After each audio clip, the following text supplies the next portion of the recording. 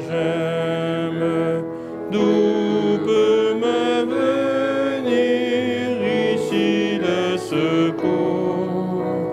Le secours me vient de l'Éternel même, du Dieu qui créa les nuits et les jours. Pourra-t-il souffrir que ton pied chancelle? Mon gardien peut-il sommeiller jamais? Non, il ne dort pas, le gardien fidèle, c'est lui qui maintient Israël en paix. Quand j'étais jeune, il y avait un homme qui était père d'une famille nombreuse, qui demeurait sur la ferme en face de celle de mon père. En fait, il y avait, comme je demeurais dans la vallée de la Chaudière à Saint-Joseph, il y avait la rivière qui nous séparait, sa ferme de la nôtre, mais juste en face, il y avait un homme qui restait là. Il y avait plusieurs enfants, et il y avait aussi eu un travail à l'extérieur. Je ne me souviens pas où il travaillait, mais à un moment donné, il y a eu un accident de travail.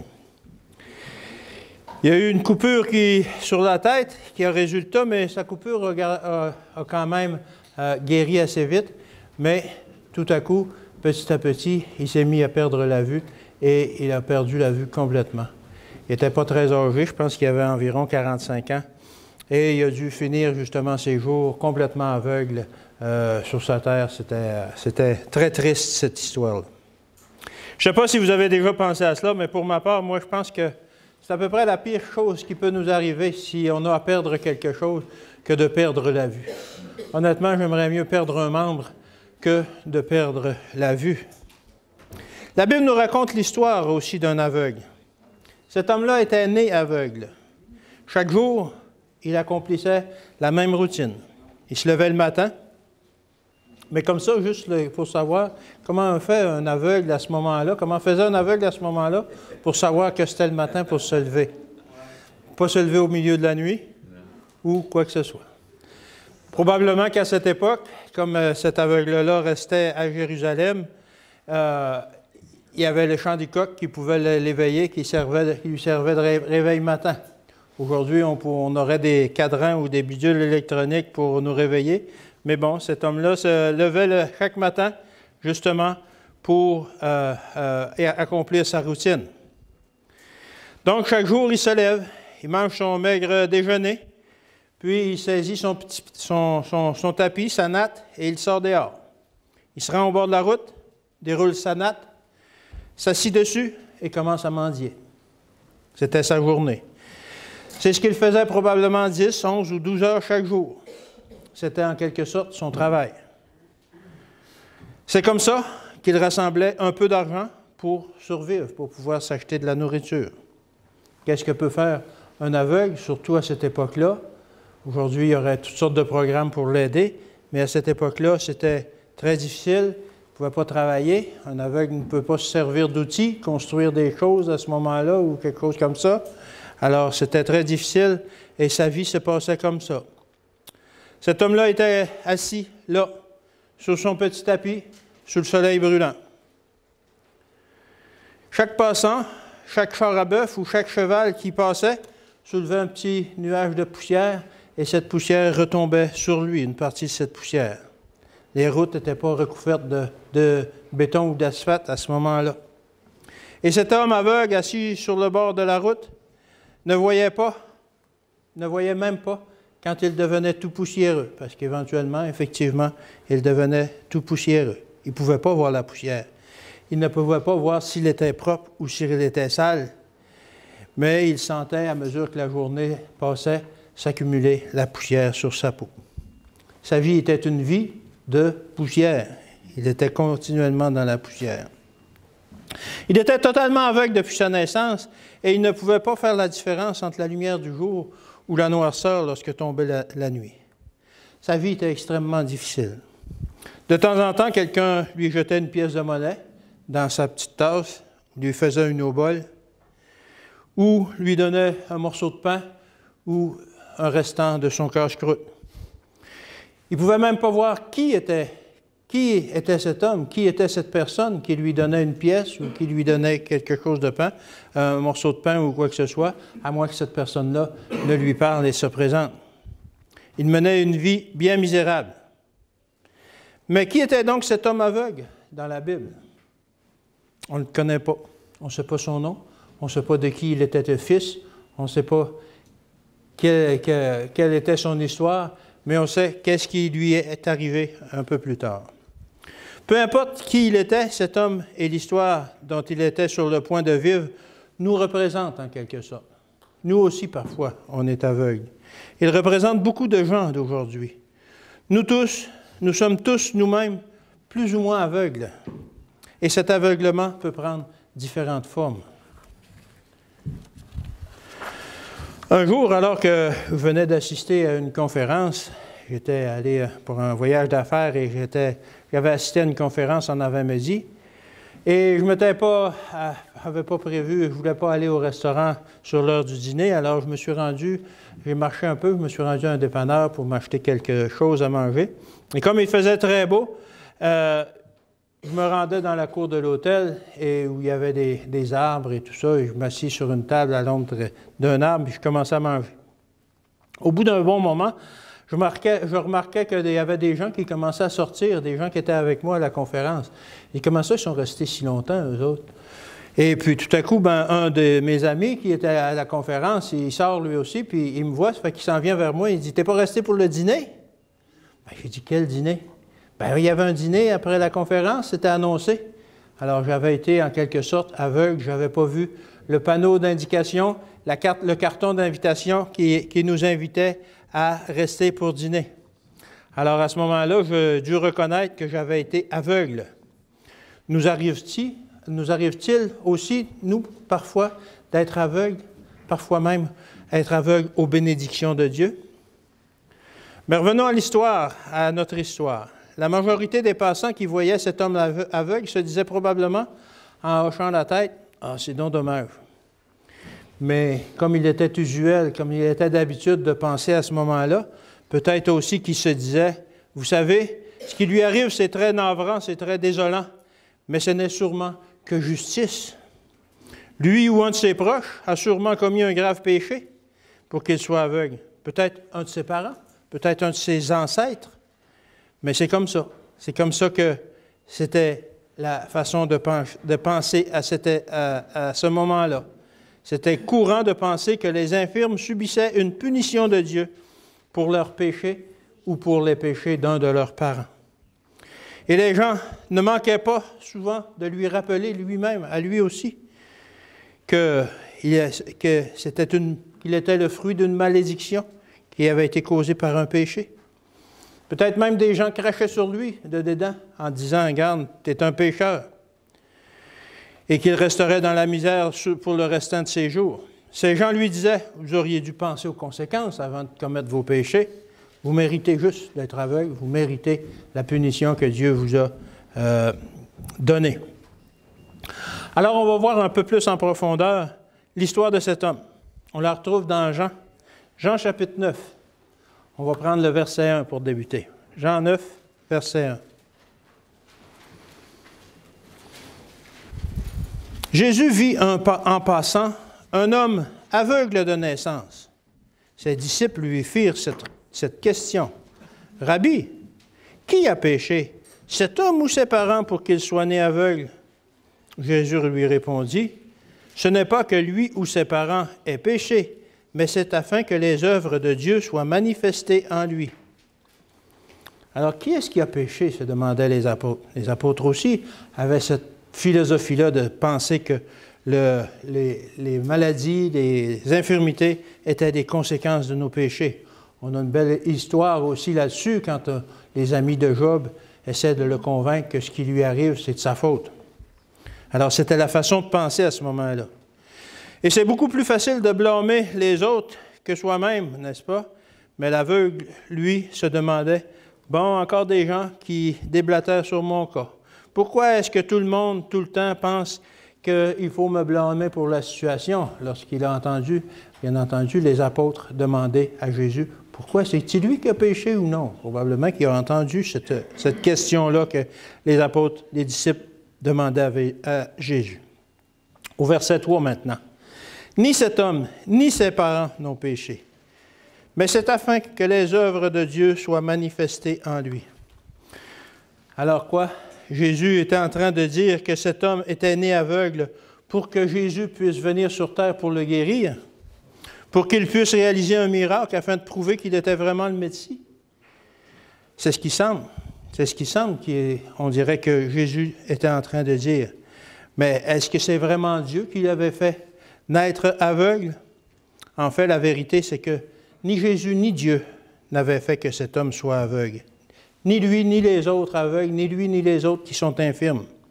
Ce que Jésus veut dire, c'est expliqué dans l'Ecclésiaste. Ecclésiaste au chapitre 9 et au verset 11. Ecclésiaste 9, verset 11. « J'ai encore vu sous le soleil que la course n'est point aux agiles, ni la guerre aux vaillants, ni le pain aux sages, ni la richesse aux intelligents, ni la faveur aux savants, mais car tout dépend pour eux du temps et des circonstances. » Le temps et les circonstances sont la cause fondamentale de ce qui nous arrive dans la vie parfois. Parfois, le temps et les circonstances sont favorables et parfois, elles le sont moins. On pourrait dire le hasard, mais ce n'est pas vraiment le hasard. Dieu dit que c'est le temps et les circonstances. Et nous pouvons le constater encore de nos jours. Nous sommes des acteurs, nous sommes des troupes, nous sommes des soldats dans cette guerre que nous appelons la grande controverse entre Christ et Satan. Et cette guerre fait malheureusement beaucoup de victimes innocentes. Cette grande controverse fait qu'il arrive beaucoup de choses cruelles aux gens et que beaucoup d'innocents paient le prix fort. Parfois, nous devons seulement nous dire que le mieux est de s'adapter aux circonstances et faire le mieux que l'on peut avec, contre mauvaise fortune, bon cœur, faire le mieux que l'on peut avec ce que nous avons. Si nous sommes confrontés à des problèmes, il ne faut pas montrer à l'ennemi que ce que nous vivons, que nous sommes vaincus, mais il faut plutôt montrer aux gens qui nous entourent que malgré le mal qui nous attable, nous mettons encore toute notre confiance en Dieu, afin que ceux qui nous voient soient touchés par notre attitude et qu'eux aussi mettent leur confiance en Dieu. Faisons de notre mieux avec ce dont nous avons. Un jour, un joueur de basketball, vous savez, ils sont très grands, lui était particulièrement grand, puis il était bien ami avec son entraîneur, et pour le taquiner un peu, justement, son entraîneur, lui, il n'était pas grand, il lui a fait une remarque sur sa grandeur, en disant que, bon, toi, tu n'es pas avantagé par la vie, tu es tout petit, alors que regarde, nous autres, toute notre équipe, on est grands, on est capable de compter des buts. Mais l'entraîneur avait beaucoup d'esprit présent et puis il a répondu aux joueurs du tac au tac. C'est vrai que je ne suis pas grand, mais heureusement, mes jambes sont assez longues pour me permettre à mes pieds de toucher le sol. Alors qu'est-ce qu'il voulait dire par ça? C'est peu importe sa grandeur, lui aussi, il avait les deux pieds sur terre puis il était capable d'accomplir de grandes choses. Ce n'était pas son handicap physique qui l'empêchait justement d'accomplir des choses. D'ailleurs, c'était lui l'entraîneur des grands joueurs de football. Quand on ne peut pas changer quelque chose, il ne faut pas se torturer l'esprit avec cela, il faut s'adapter, combattre et vaincre.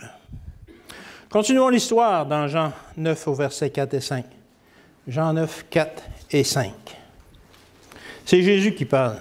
« Il faut que je fasse, tandis qu'il est jour, les œuvres de celui qui m'a envoyé. La nuit vient où personne ne peut travailler. Pendant que je suis dans le monde, je suis la lumière du monde. » Jésus est venu sur la terre pour travailler. Il est venu dans le monde pour travailler. Pendant qu'il faisait jour, c'est-à-dire pendant qu'il en avait l'occasion. Il travaillait, il réparait les dégâts de Satan. Il soignait les gens, il les guérissait, il les consolait. Il était la lumière du monde. C'est nous maintenant qui sommes la lumière du monde parce que Jésus doit briller en nous. Sommes-nous aussi attentionnés que lui envers les gens qui nous entourent et qui souffrent? Jésus était continuellement attentionné envers les gens qui souffraient autour de lui. Alors on continue avec notre histoire. On voit les gens qui sont rassemblés autour de Jésus et de cet homme. Ils connaissent cet aveugle, ils le côtoient depuis si souvent. Il est toujours à la même place pour quémander, pour quêter, pour avoir des oboles. Ils connaissaient aussi Jésus, car ils le suivaient depuis longtemps. Aussi, ils savent qu'il ne va pas passer son chemin sans rien faire. Ils savent déjà que probablement que Jésus va faire quelque chose pour cet homme-là, parce que Jésus guérit toujours ceux qu'il rencontre et qui souffrent. Mais qu'est-ce que fait Jésus? Jésus crache par terre. Il fait de la boue avec sa salive. Probablement qu'il a dû cracher plusieurs fois parce que ça prend quand même beaucoup de salive pour faire suffisamment de boue pour pouvoir la prendre dans sa main. Il se relève, couvre les yeux de l'aveugle avec cette boue. Vous pouvez imaginer l'aveugle. L'aveugle, il ne sait pas trop qu'est-ce qui se passe. Il y a quelqu'un qui est en train de faire de la boue pour lui en mettre sur les yeux. D'habitude, les gens lui crachent parfois dessus avec des dents, mais cet étranger qui lui fait de la boue, qui lui met sur les yeux, lui inspire confiance. Peut-être par sa voix, peut-être par sa douceur. Il sent la douceur dans ses paroles, dans ses gestes. L'aveugle se laisse toucher, se laisse approcher. Peut-être qu'il réagit un peu, bien entendu, parce qu'il ne sait pas ce qui se passe, et quand Jésus lui touche les yeux, il y a peut-être un mouvement de recul, mais Jésus le rassure. Il continue de faire de la boue et de lui en mettre sur les yeux. Il couvre ses yeux complètement. Et puis Jésus parle, juste quelques mots. Jésus parle à l'aveugle, c'est peut-être les premières paroles qu'il lui dit, mais quoi qu'il en soit, il lui dit au verset 7, « Va et lave-toi au réservoir de Siloé. » Jésus n'en dit pas plus. « Va et lave-toi. » Pas de promesse de guérison, rien. Juste l'ordre d'aller se laver, alors que c'est lui qui vient de le salir, à la piscine de Siloé particulièrement. L'homme est abasourdi, il ne sait pas quoi faire. « Allez, allez, » lui dit Jésus, lui réitère Jésus. Et immédiatement, sans poser de questions, l'homme se lève et part pour aller se laver dans le réservoir, comme Jésus lui avait dit, lui demandait. Mais il était dans la ville de Jérusalem. Et où se trouve le réservoir de Siloé? À l'extérieur de la ville. Pour y aller, vous devez sortir de la ville, il doit sortir de la ville, marcher et aller de l'autre côté du mur. Pas facile pour un aveugle qui ne sait pas se diriger. La foule le suit. Cet aveugle avec ses taches de boue sur les yeux qui se dirige vers le réservoir. Cet homme se demande ce qui lui arrive. Il se dit que sûrement, Jésus l'a ridiculisé peut-être, que finalement il ne va rien sortir de ça, mais il garde l'espoir. Mais il va quand même jusqu'au réservoir pour s'y laver. Il aurait bien pu trouver de l'eau ailleurs. Sur son chemin, il y avait d'autres réservoirs. Il aurait pu en demander à quelqu'un. Mais il lui a semblé que dans l'ordre que lui donnait Jésus, il y avait une promesse peut-être de guérison. Alors il arrive au réservoir, il se penche et commence à se laver les yeux. Il ouvre les yeux et cette fois, il peut voir. Pour la première fois de sa vie, il voit. Il peut voir les couleurs. Il y a du bleu dans le ciel, il y a du vert dans les arbres, il y a des fruits rouges. Il peut voir son propre visage dans la réflexion de l'eau. Il peut voir que les formes, il peut voir les gens, il peut voir le visage de sa mère, peut-être qu'il l'a suivi jusqu'au réservoir pour voir ce qui se passait. Il voit peut-être un arc-en-ciel, il voit une rose. Il voit les choses que ni vous ni moi n'avons jamais vues parce qu'on n'a pas pris le temps de regarder. Mais lui, comme il vient de découvrir sa vue, il regarde particulièrement avec attention. Il voit. Alors Jésus a guéri cet homme d'une manière très spéciale. Au lieu de seulement parler comme il aurait pu le faire, il a fait quelque chose, il a agi. Jésus aurait pu le guérir juste à dire « Ouvre tes yeux, tu vas voir maintenant ». Mais Jésus a fait quelque chose. Il a fait de la boue avec sa salive et lui a enduit les yeux. Et cet homme aussi a fait quelque chose. Il a premièrement permis à Jésus de le toucher, de lui mettre cette boue sur les yeux. Parce que, bon, ce n'était pas usuel, on n'a pas envie que personne nous touche les yeux, c'est sensible. Permettre à un étranger de toucher ses yeux était un grand acte de confiance envers Jésus. Cet homme espère en Jésus. Et il fait une deuxième chose, même s'il ne comprend pas le but. Il a obéi à Jésus, qui a dit « Va te laver dans le réservoir de Siloé ». Comme Naaman est allé se laver dans la rivière qui lui avait été indiquée, et malgré ses hésitations, il est allé au bon réservoir, celui que Jésus avait dit d'aller se laver les yeux. Il est probablement passé devant plusieurs réservoirs, mais il a obéi. Il est allé au bon réservoir et il s'est lavé les yeux comme Jésus lui a demandé. Il a obéi. Il a fait ces deux choses parce que Jésus lui inspirait confiance. Il a eu confiance, il a obéi et c'est la clé qui lui a permis d'être guéri. Maintenant, imaginez cette scène autrement. Cet homme est aveugle et Jésus, pour le guérir, crache par terre et lui applique de la boue sur les yeux. C'est pas très hygiénique, tout ça, n'est-ce pas? Aujourd'hui, on dirait, « Hey, là, recule, là, fais pas ça, là. Tu vas lui donner une infection des yeux ou quoi que ce soit avec les bactéries qu'il y a sur le sol. » Mais même à cette époque-là, ça ne devait pas être très, très bien vu. Surtout que cet homme, comme on le dit, était toujours dans la poussière, était toujours sale, puis tout ça. Alors, pourquoi accepter de se salir encore?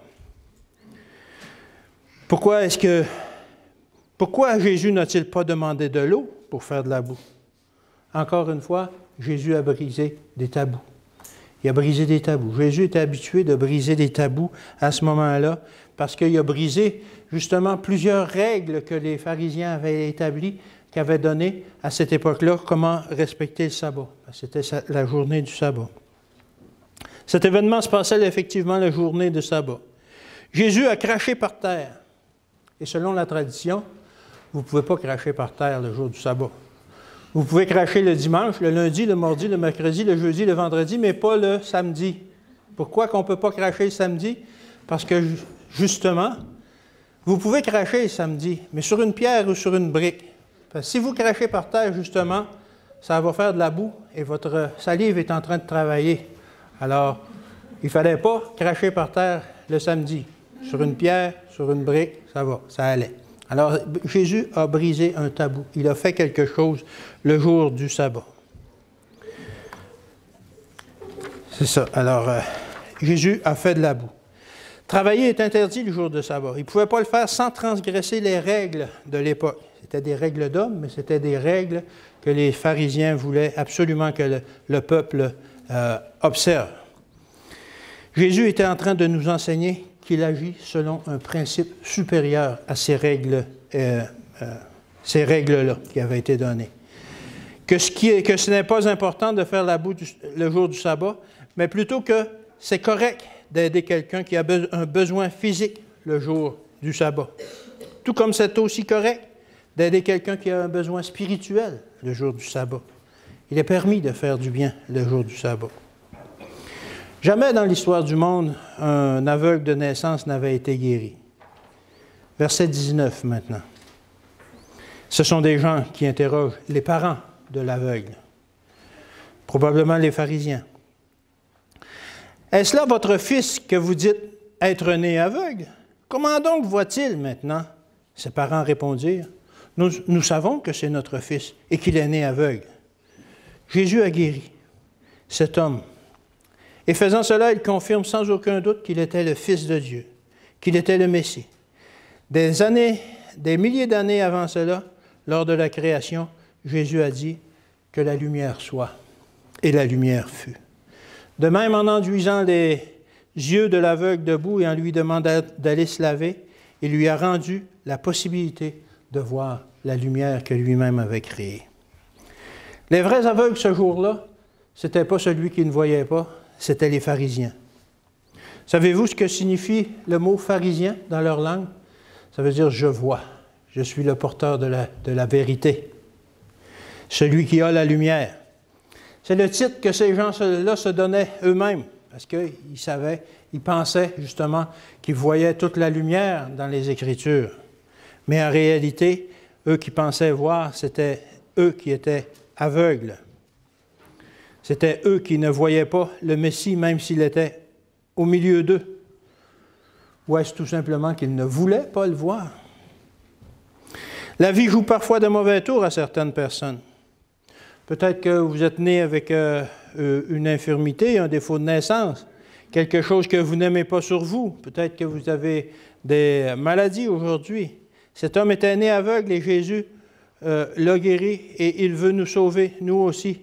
Il veut tous nous sauver, comme il l'a fait pour cet homme. Il veut tous nous sauver de notre aveuglement.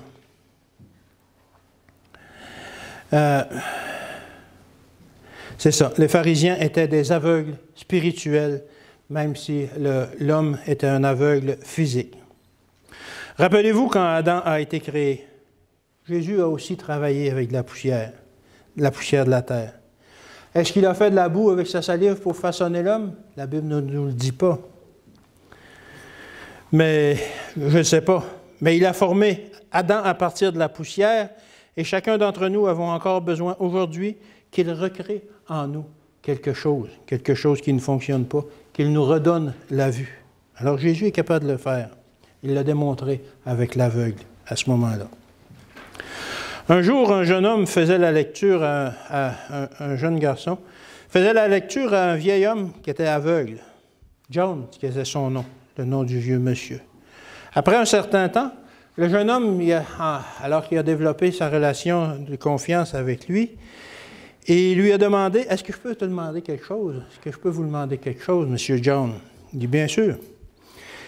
Pouvez-vous me raconter comment vous avez perdu la vue? » « Ah, ben oui. » Il dit, « Quand j'avais 13 ans, je mélangeais des produits chimiques ensemble, et puis ça m'a explosé à la figure, et puis je suis devenu aveugle depuis ce moment-là. J'ai perdu les deux yeux instantanément, j'ai perdu la vue complètement, et je n'ai jamais revu depuis le temps. » Alors le jeune garçon lui demande, « Comment est-ce que vous vous êtes senti à ce moment-là, à 13 ans, de perdre la vue comme ça, alors que vous aviez toute la vie devant vous, normalement, et que vous étiez enjoué sûrement et tout ça, comment est-ce que vous êtes senti? » Alors l'homme dit, « Je me suis senti comme si ma vie était maintenant finie. Je me sentais impuissant. Je me suis mis à détester Dieu pour ce qui m'était arrivé.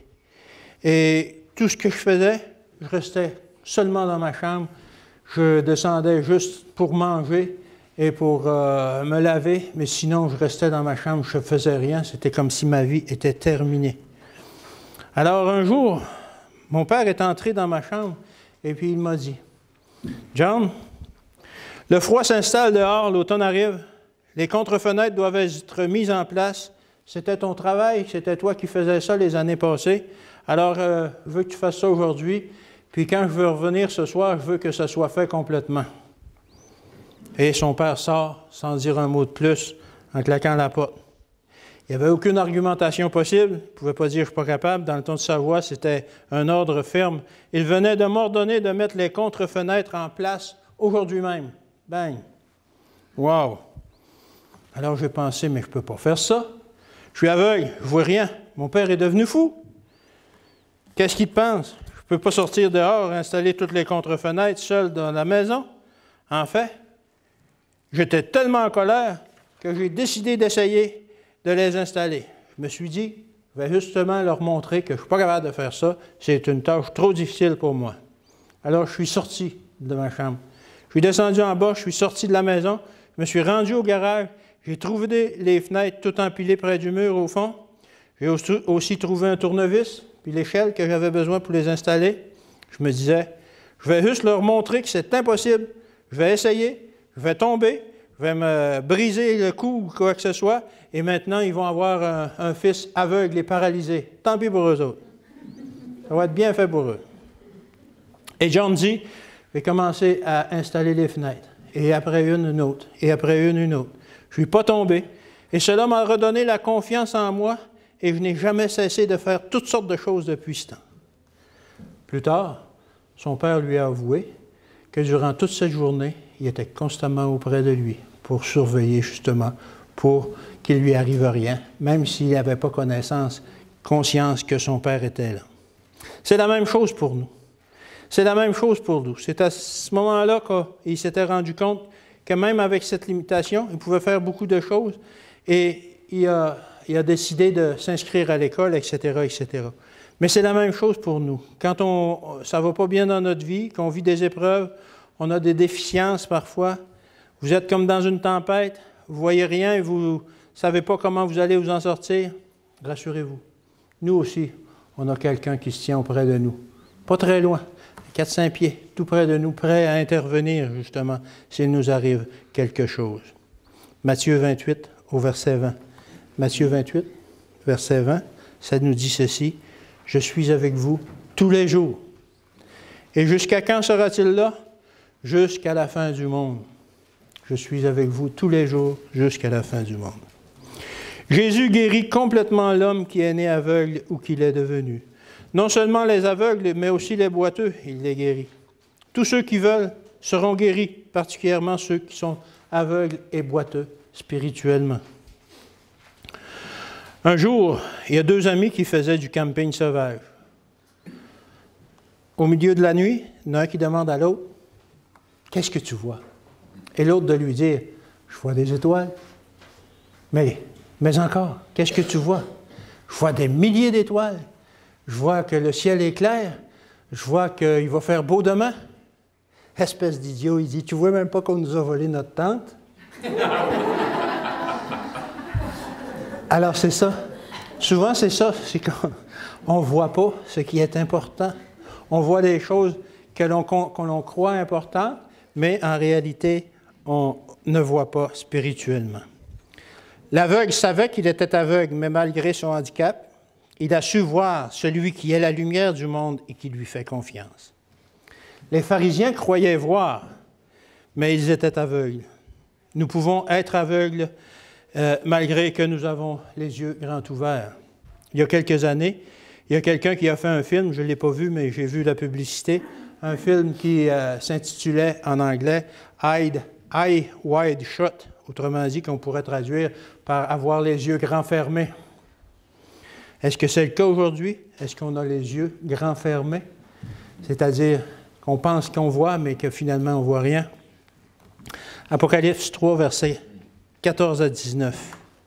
Apocalypse 3, 14 à 19. Écrit à l'ange de l'Église de Laodicée, « Voici ce que dit l'Ancien, le témoin fidèle et véritable, le principe de la création de Dieu. Je connais tes œuvres, je sais que tu n'es ni froid ni bouillant. Puisses-tu être froid ou bouillant? Ainsi, parce que tu es tiède et que tu n'es ni froid ni bouillant, je te vomirai de ma bouche. Parce que tu dis, je suis riche, je me suis enrichi, et je n'ai besoin de rien, et parce que tu ne sais pas que tu es malheureux, misérable, pauvre, aveugle et nu, je te conseille d'acheter de moi de l'or éprouvé par le feu, afin que tu deviennes riche, et des vêtements blancs, afin que tu sois vêtu, et que la honte de ta nudité ne paraisse pas, et un collier pour oindre tes yeux, afin que tu vois. Moi je reprends, et je châtie tous ceux que j'aime, aie donc du zèle et repens-toi. Lorsque je lis ce verset, je m'imagine souvent que Jésus veut appliquer sur nos yeux un onguent comme celui qu'on peut trouver en pharmacie lorsqu'on a un orgelet ou quelque chose, quelque infection que ce soit dans nos yeux. Un bel onguent doux, clair, transparent, qui va nous permettre de guérir. Mais il semble plutôt que ce ne soit pas le type d'onguent que Jésus veut appliquer sur nos yeux. C'est plutôt une boue faite de la poussière de la terre et de sa salive. Pourquoi Jésus a-t-il pris de la salive au lieu de l'eau? Pourquoi Jésus a-t-il pris de la salive, sa salive au lieu de l'eau pour faire la boue? J'aime à penser que cela représente quelque chose qui sort de sa bouche, sa parole. Jésus nous met en garde. Si nous sommes devenus aveugles spirituellement, rien de mieux que d'étudier sa parole pour retrouver la vue. Dans sa parole, nous verrons la grandeur de son salut pour nous. Dans sa parole, nous verrons l'immensité de son amour pour nous et pour toute l'humanité. Dans sa parole, nous verrons toute la considération qu'il a pour l'être humain et nous verrons que nous aussi, nous devons avoir autant d'amour et de considération pour nos proches ainsi que pour toute personne que nous côtoyons. Jésus veut nous redonner la vue. Accepterons-nous qu'il applique ce collier sur nos yeux? Amen. On va finir avec le cantique 512.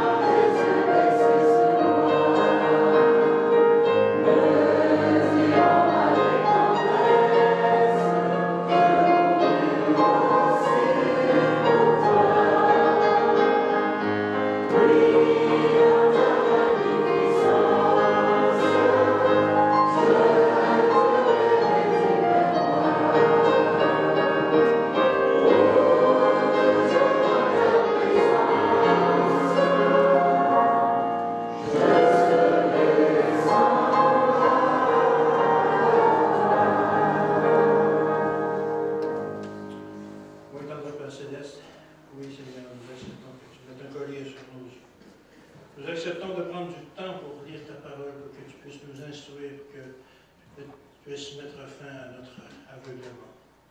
Seigneur, on te demande de bénir ces gens, toute cette assemblée. Bénis-la au cours de cette semaine qui vient.